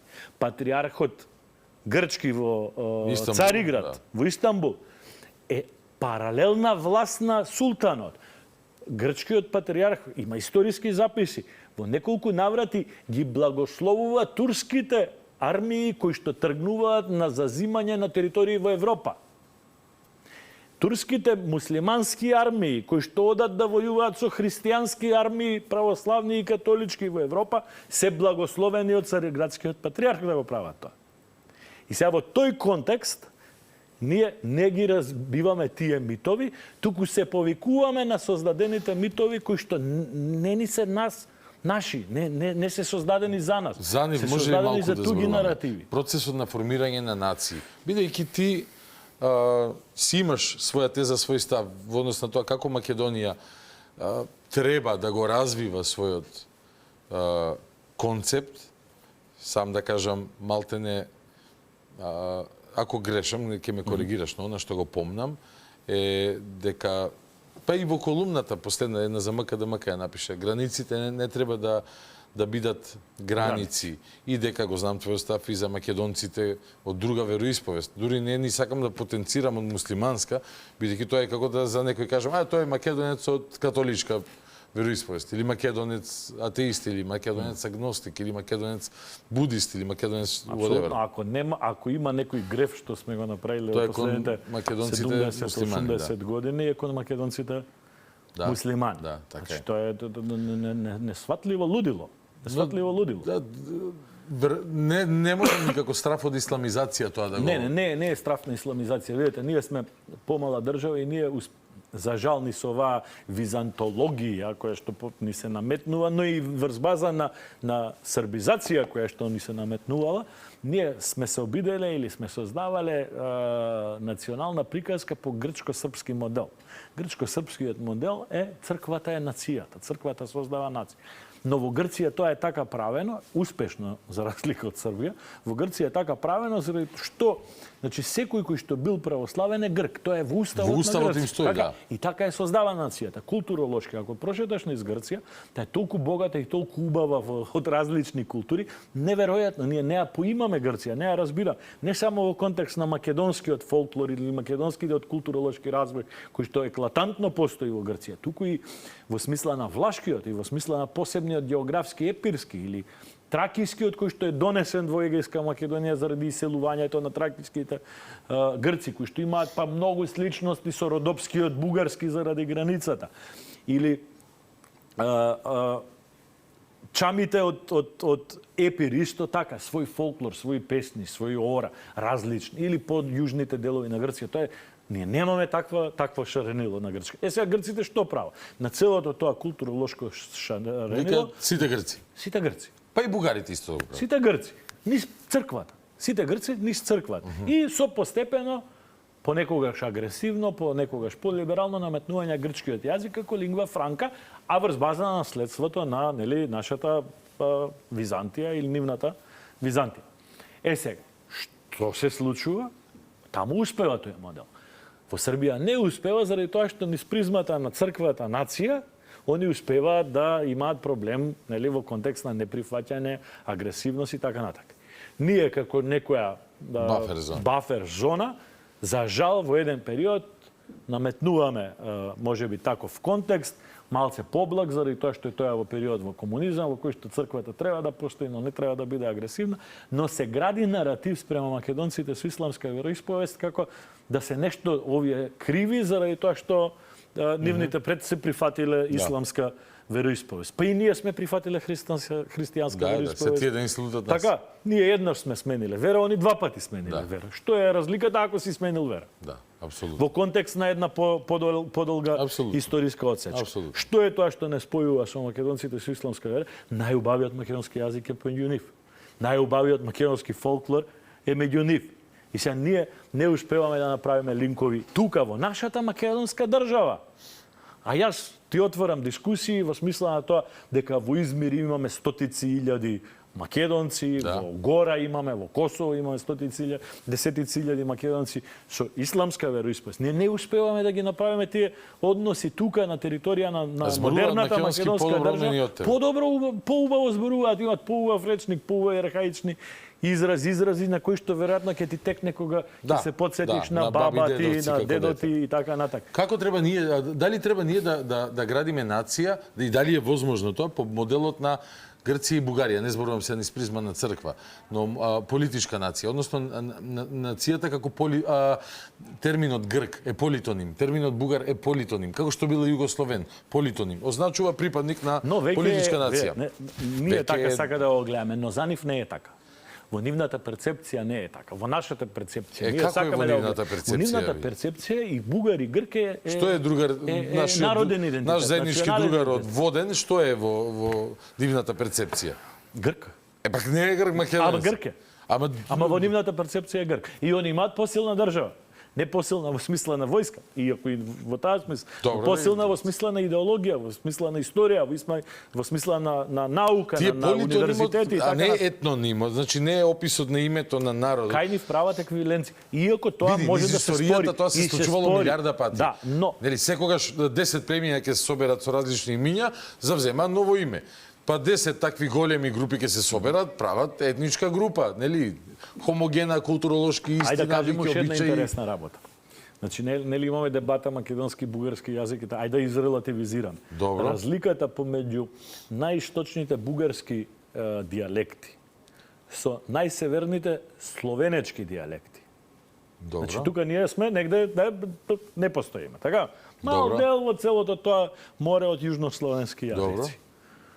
Таа разлика, таа диференцијација меѓу крајниот Запад југо-исток со крајниот северо-запад на словените е помала дијалектолошка разлика отколку кај италијаните или кај германците. Стварно? Апсолутно. Значи сега, јужните италијански јазици со северните италијански јазици се поразлични меѓу себе од источните бугарски со северните словенечки. Значи, дијалектолошкиот континуум, вие не можете да најдете две села едно до друго во Балканот кои што зборуваат премногу различно меѓу себе, ако го тргнете контекстот на модерните граници кои што постојат 100-150 години. Ништо повеќе. Така да, сега тука има контекст и на интересот на католичката и на православната црква. Православните цркви функционираат со повеќе глави. Така нема една глава, има една која што е прва по чест но не е прва по моќ. И сите православни цркви си функционираат со своја глава. Католичката црква функционира со една глава. Затоа католичките држави спојуваат и обединуваат и прават огромни диференцијации. Една, италијанска, француска, германска држава, а во православниот свет сето тоа изгледа малце по расцепено. Југославија, како пример, може ли да разглобено. прокоментираме? Таа е микс, нели, на католици, на православци и на муслимани и така натака. Бидејќи ти велиш во однос на формирањето на нации, нели, малце работите каскаат на Балканот, Грција и Бугарија успеваат, а викаш не успел во двојниот експеримент Југославија. Што Така. тоа значи? Двојниот експеримент и во кралска форма и во постдвоена форма. Значи и во кралство Југославија се обидуваат да се наметнат. Бидејќи ако преживеела Југославија, ако ден живеела и преживеела уште 5-6 години, нели, можеби ќе се формирал и некаков југословенски народ. Види, јас се сеќавам многу мал бев, кога беше 10 години, кога беше последниот попис во Југославија. Знам дека имаше дебата помеѓу комшиите, надвор, Дали на се улица, пишат југословени или дали да се македонци? пишат македонци или југословени. Имаше дебата. Да, Значи, да. Тоа е заземало некаков правец. И веројатно ако ги најдеме тие бројки, не е тешко да се најдат и ќе најдеме елементи. Добро, Мислам дека и види. до ден денеска има луѓе што така се. Океј, ама затоа ако се вели потраело, да. идентитетот е припадност, чувство, немаш ти, немаме ние параметри по кои што ќе дајме крв и ќе видиме културолошко. Да. Културолошки, така. И јас се чувствувам како ДНК припадник анализите на може да дадат насока, окей, но премногу па врзување со ДНК е Не малце и може, фашизам. види. Знаеш, броиме Крвни криле, бидејќи кога ќе ја поставиме границата, од кога сега ќе броиме Не знам, по крвни еден од тие институти, нели ги има во Швајцарија, во Шпанија и така натаму. Јас со моите пријатели албанци се сакам некогаш да се пошалам. Словенскиот елемент во денешна Албанија е поголем отколку словенскиот елемент во денешна Македонија. Така да, тие контексти се непријатни, знаеш. Јас сум гледал видеа по интернет кога луѓе од да не ставаме контексти, кога луѓе од една држава, припадници на еден народ добиваат ДНК анализи кои што велат дека непријателскиот народ во нивната ДНК крв е најдоминантен. Така да непријатно. Југословенскиот контекст, Југославија очигледно не успева заради тоа што го нема елементот на една вера или на еден јазик. Пред се вера. Во Бугарија го има тоа, во Грција. Таква голема држава меѓу исток и запад, која што држава, треба да е пола-пола. Романија е поголема држава. Не, ама треба да е пола-пола. Романија не е пола-пола на Јалта. Да, ПСП се било.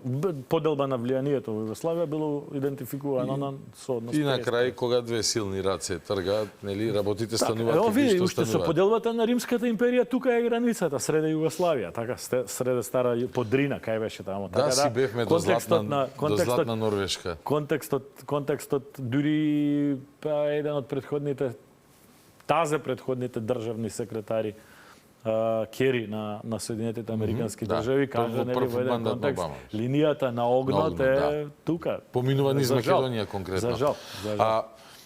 Да прокоментираме, може ли малку околу малцинствата и нивното присуство во принцип? Не е тоа феномен, но е јасен показател.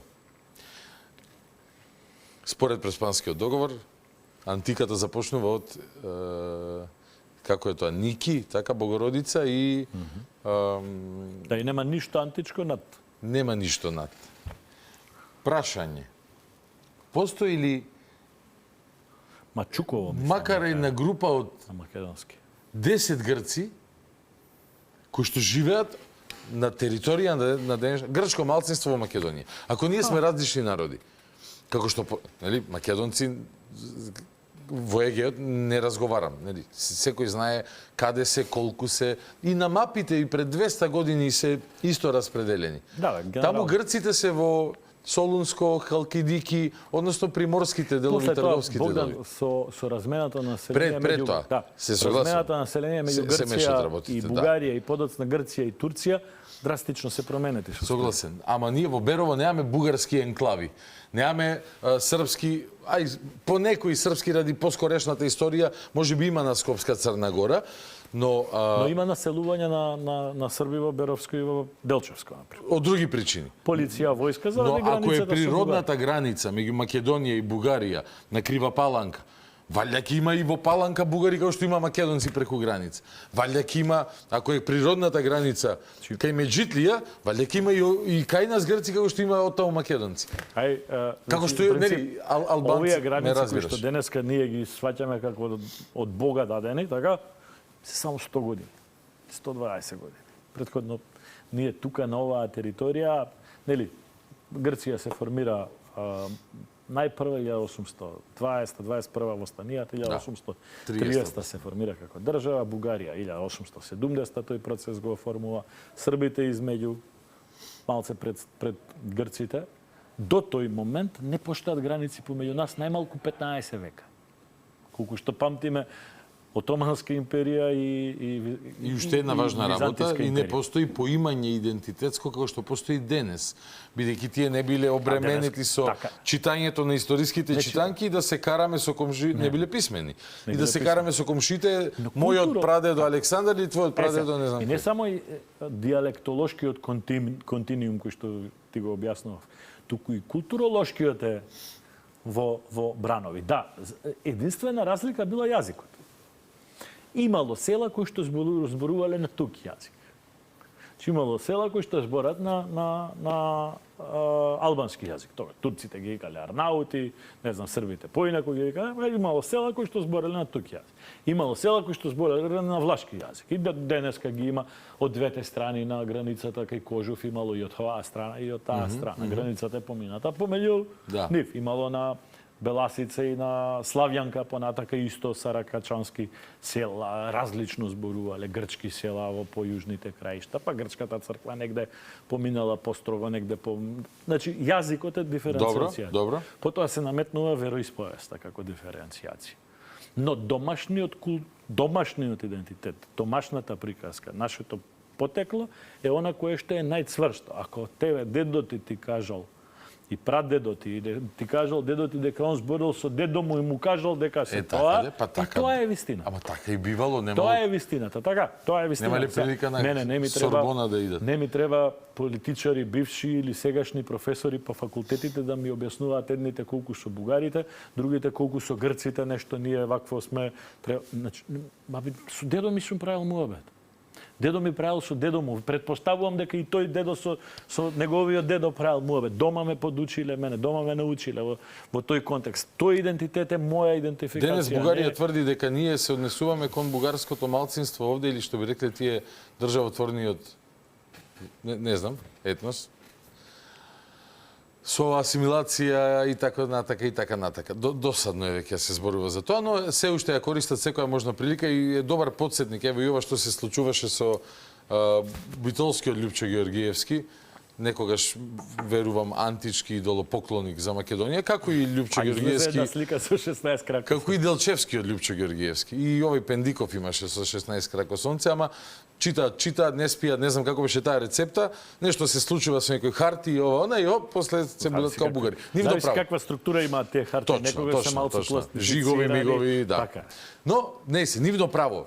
Апсолутно. Охрабрувам. Значи, на вистина, како сака нека се декларира како потомок на вселенските бугари. Не знам, некоја митска нација што е населила планетата, немам никаков проблем. Проблемот е кога тој зема мене, вика е сега и ти си тако. Види, што е проблем? Но Бугарија тоа го издигнува на ниво на Европа и вели, видете, го осудија условно, зашто се фалел со цитати на Ванчо Михайлов кои што се најбрутални за Македонија и са таа условна осуда за него бил доказ за тоа почна со Спаска, покојна е веќе Спаска Митрова, 90-тите години. Исто беше со Пендиков, исто било во пар прилики кога им одговарал. Филозофската, историската филозофска причина зашто ова се наметнува како процес.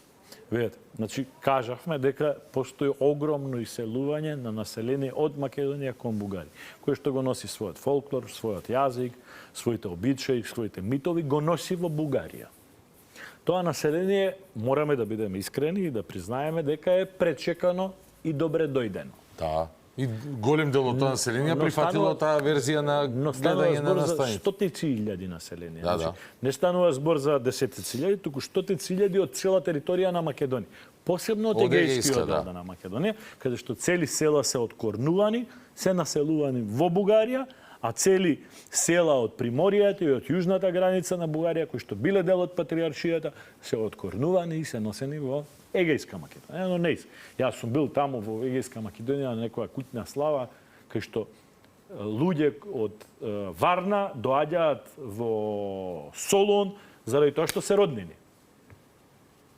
И сите го збориме истиот јазик. Јас сум од Велес, тој од Солун, третиот од Варна, сите го збориме истиот јазик.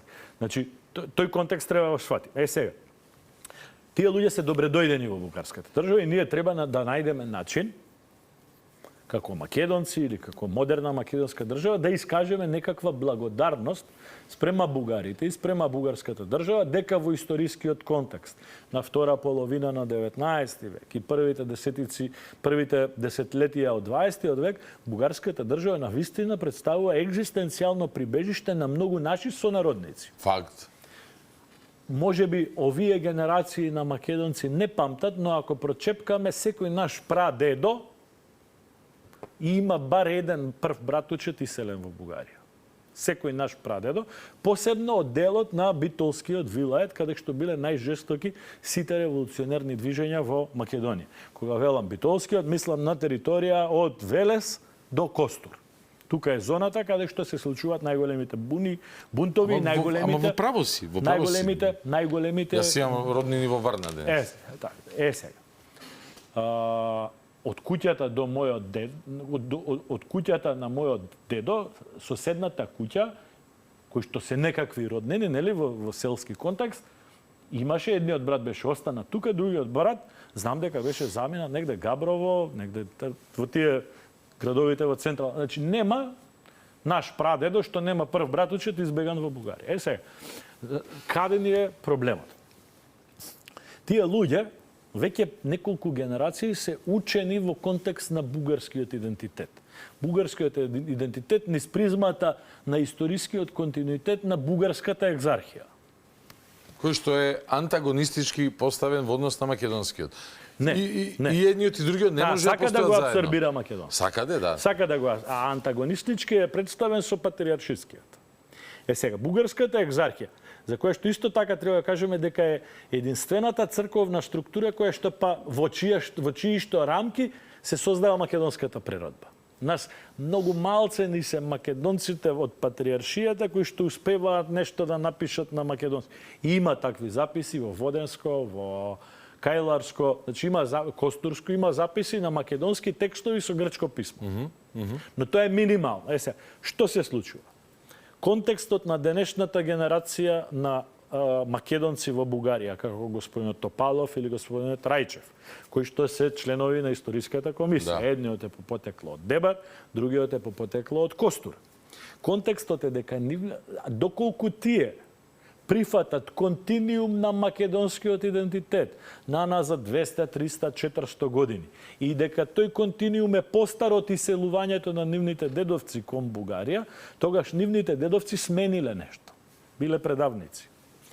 Доколку ние прифатиме дека нивните дедовци биле во право, а наш во меѓувреме некој ни го модифицирал, ни ставил нели сонди во мозоците и ни модифицирал. Сега употребувам нивен речник да не ме свати некој погрешно.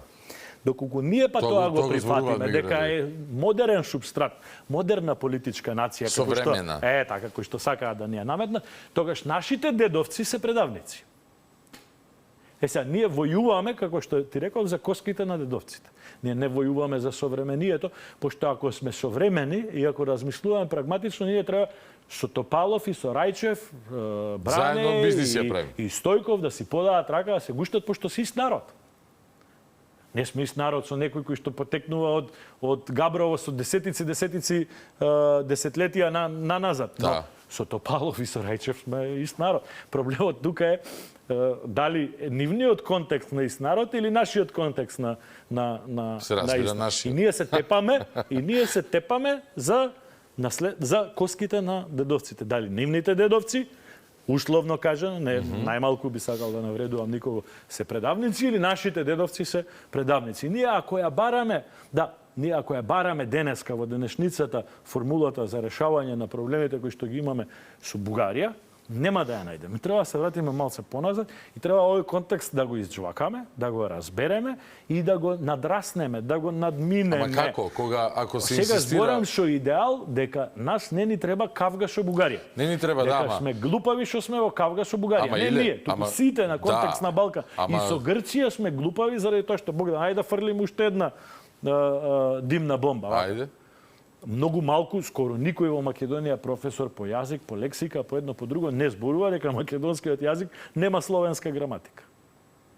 Македонскиот јазик има скоро идентична иста граматика со грчкиот јазик.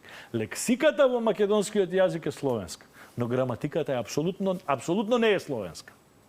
Сега ние викаме, нели во Преспа таму потпишаа или во некој документ дека македонскиот јазик е од групата на јужнословенски јазици. Да, е во групата. Но граматиката на македонскиот јазик не е јужнословенска. И се шо прави? Како тоа ние имаме иста граматика со грчкиот јазик.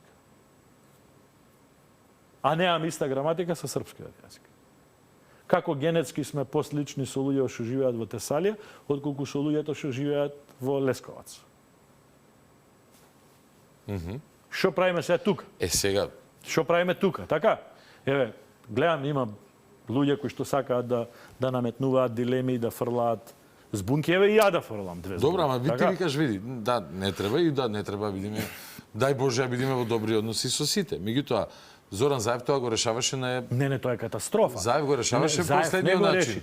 Заев направи... Па не го реши, да. Значи, Заев направи катастрофални, стратешки, историски грешки, кои што ќе внесат дополнителни непријателства помеѓу двата народа. Прашање, дали се расправаме ние, си копавме очи за историја со комшиве, пред да подпишат договор? Вчера бев на кратко кафе со еден многу добар новинар, албанец од Македонија. Кај кого што прв пат мислам дека ја кажав работата дека со францускиот предлог ќе се блокира евроинтеграцијскиот процес на Македонија. Тоа беше кога беше објавен францускиот предлог, години назад. И човекот ме вика, не ми се верува како тогаш имаше перспективата дека јас мислев дека тоа так ќе се спакува готово, тргнавме значи такво непријателство направи Зоран Заев, историско, помеѓу македонците и бугарите, што ние не сме свесни. Виде, тој договор на површина беше тоа, зад површина беше како да се купи банка, да се превземе телевизија, да се превземе Телеком и така натаму. И кавгата која што настана со Бугарија после договорот на Заев настана заради тоа што поради тие работи? Настана заради тоа што економскиот договор позадински не бил испорачан. И ние влеговме во една спирала од која што не можеме да излеземе. И сега ние на национализам во Бугарија, цели агенди, цели политики, политички партии се воскреснаа и се воспоставија на агендата Македонија во Бугарија. Да, наместо да а сите знаеме што беше позади тој договор. И сите знаеме каде тие договори се случува. Да, ма што може да правиме ние се за тоа? Ништо не можеме да направиме, ништо не можеме да направиме, освен да наметнеме темпо дека нас навистина ни треба некакво историско помирување и со Бугарија и со Грција, заради тоа што нас најмалку ни се потребни границите спрема Бугарија и Грција. Се согласувам, но невозможно е да има помирување во ситуација кога од позиција на моќ, која што нема да ја напушта таа позиција на моќ, освен ако некој не им ја бајпасира или одземе. Ние не сме рамноправни. И наметнувањето на таа позиција на моќ мислам дека одлука надвор од Бугарија. Во ред се согласувам. Со Сијарто го интервјуирав точно пред недела дена и тој вика дека приказната за проширувањето е најголемата фейк приказна која вие раскажуваат. Пред лицем светци, срцем волци, викаше еден грк, односно бугар, односно македонец. Да не навлегуваме сега за да ја постигнам поентата. Така. Не, чисто види. Сакаме да се смириме? Не може да се смириме, пошто тие викаат ние сме поеки од вас, кога сакате да дојдете во ЕУ. Тоа е едната причина, втората причина е дека некој им кажал да не бидеме смирени. Затоа спомнав Европската унија. Ако некој им каже ајде смирете се и ако сериозно се посвети на смирувањето, некој повисок авторитет и од нив, ќе има смирување. И треба да има смирување. Секако не на компромис на овие базични историски, идентитетски причи. Но у принцип нас ни треба, видите, Богдан, нас ни треба, ние сме мал народ, за жал, во овој контекст во кој што денеска постоиме. Ние за да обстанеме како народ. Зборам за следни 50 не ни треба сојузници. Нас ни треба пријателство и не треба да си ги најдеме кај ни се и другите луѓе кои што се македонци. Ние со овој потенцијал на драстично намалување на наталитет, губење на културолошко значење, видете ни го универзитетов. Значи, универзитетот во Краљево и во Ниш е посилен од Скопскиот универзитет. Краљево, Ниш бил центар. Види, да, нели, не рангираат веќе. Значи, ние треба да се посветиме на тие работи. Но и да го сватиме контекстот во кој што живееме. Во име на контекстот во кој што живееме, не сакам да заборавам да те прашам, како човек кој што ќе употребам сега на политички коректна фраза, од време на време го посетува Беломорскиот дел на Македонија. Што се случува таму сега? Прво, дали е точно дека благодарение на Зоран Заев се поголема масовност имаат панагюрите во Егејска Македонија? Да, го чека второто пришествие на Зоран Заев. Да се појави месијата Муртински. Македонскиот национален елемент кој што таму постои со векови и најгазен и најуништуван, најтепан, за еве сега го чекавме тоа. Месијата. Јас еден пријател од Воден сум го прашал за многу писмен човек, многу едуциран човек кој што дури самоук го научил македонскиот јазик, кирилицата и така натака. Го праша за Преспанскиот договор и други сум прашувал, но ова ми беше најинтересниот одговор што сум го добил за Преспанскиот договор. И му викам, што мислиш за Преспанскиот договор? Ми вика, ништо. Како ништо? Па вика, не спомнувате нас во Преспанскиот договор. Нигде не тангирате во Преспанскиот. Си ги регулирате односите меѓу Скопје и Атина.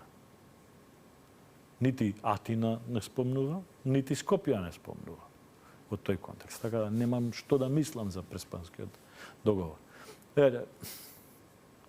Од тој аспект, ние со Преспанскиот договор, со членот 7 пати сум го кажал, да, направивме два идентитети, две Македонии, така, направивме две Македонии, две нации македонски, создадовме граница помеѓу. Но ората и песните што ги слушаме секој викенд се доказ дека тоа не се две Македонии и забележливо е, ама тоа е и кај нас, не знам, може би ради контекстот на живење.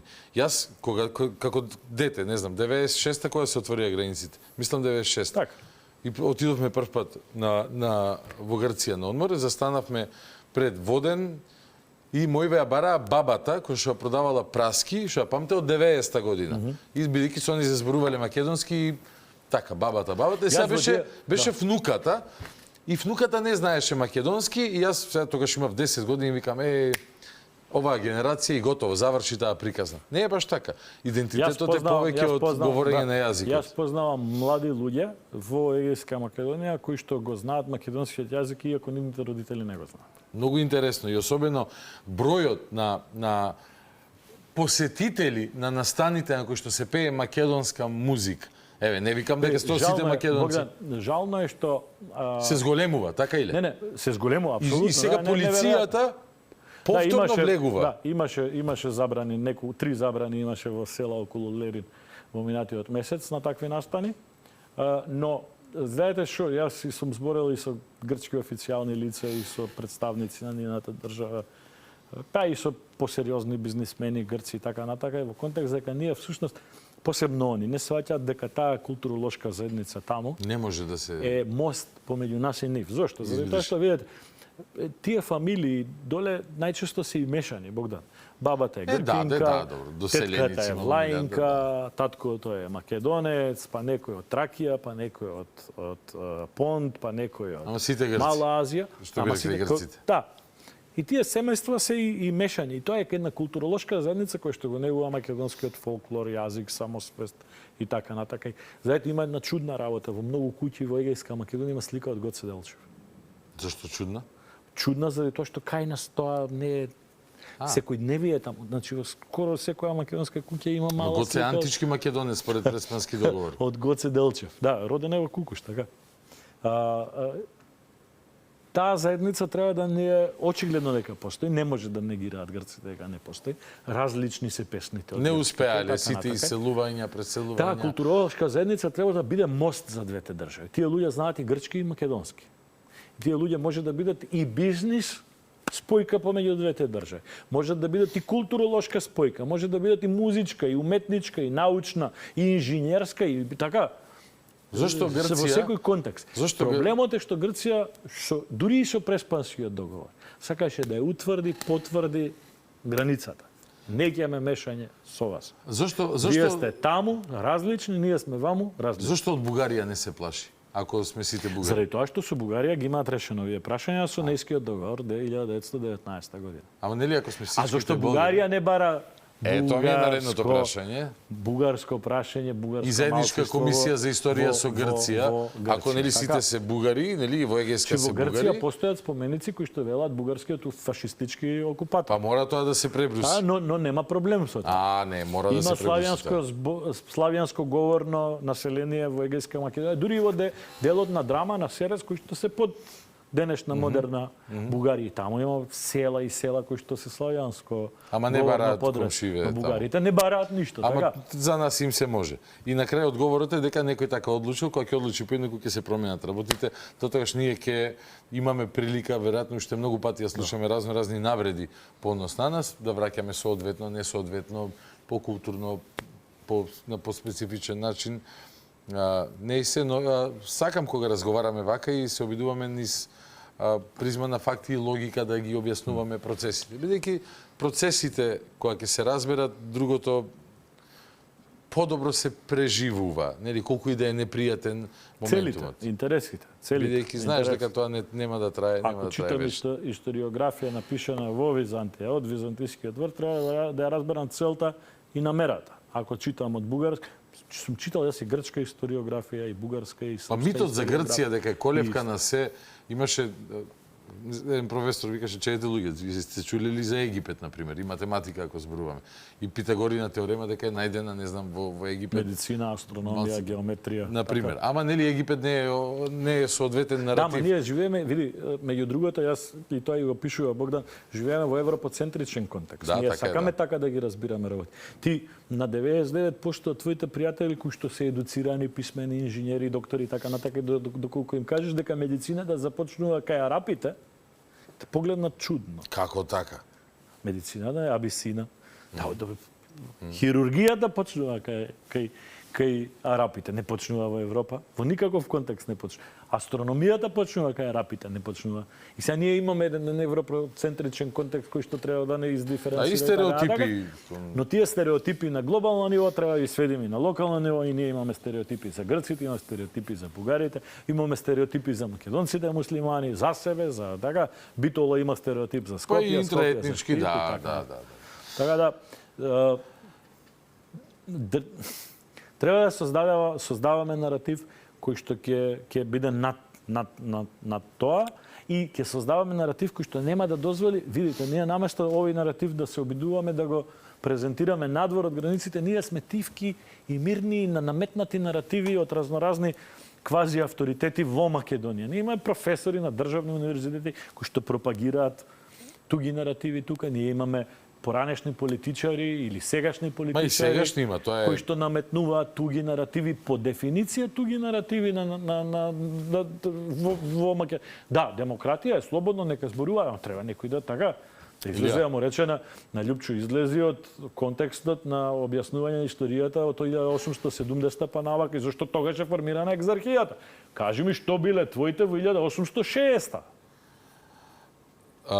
Така. Пред неколку дена Кристијан Вигенин ли се викаше? Да.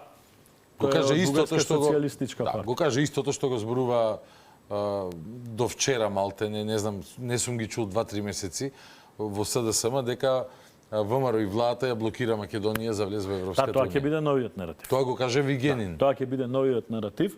Тоа е веројатно некаде во таа, пошто тоа е Бугарска социјалистичка партија, заедно функционираат со СДСМ во тие меѓународни организации, веројатно некои од поранешните високи функционери во СДСМ сега присутни на меѓународната сцена има воспоставена некаква филозофија, пошто така тоа ни се повторува низ историјата и тоа ќе биде новиот наратив дека одлуките на ВМРО ДПМН не држат државата и дека Бугарија ништо не бара. Да, Бугарија не е ставила вето, Богдан. Да, не ни ставила ни вето, да. Бугарија сега тоа беше на радио изјавата од Така е. Смешно. Во следната фаза ние ќе имаме од сегашни, од поранешни функционери на СДСМ теорија која што еднаш како нишка ја видовме во бугарската јавност, но следното што ќе биде наметнато во Македонија ќе биде дека нашата влада си става сама вето. Самата, да.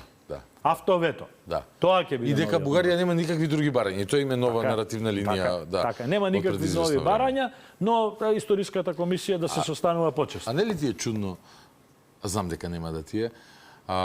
Кога Венко реши да даде една изјава што некои луѓе ја протолкува патриотски, ама за доцнета, а јас ја протолкував како бугарско одигрување. За која изјава? Која рече потребно е Бугарија да каже дека нема да не дира на идентитетски теми. И ајде добро да прифатиме дека живеел на Марс до пред една година, па од Марс е доселен тазе, не ги знае уште сите работи и нешта.